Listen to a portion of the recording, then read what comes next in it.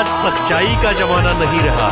अगर आप किसी से सच्चाई बोल दोगे तो आपसे नाराज हो जाएगा। जितना जो झूठ बोल रहा है वो उतना ऊपर है, उतना उसको लोग सम्मान।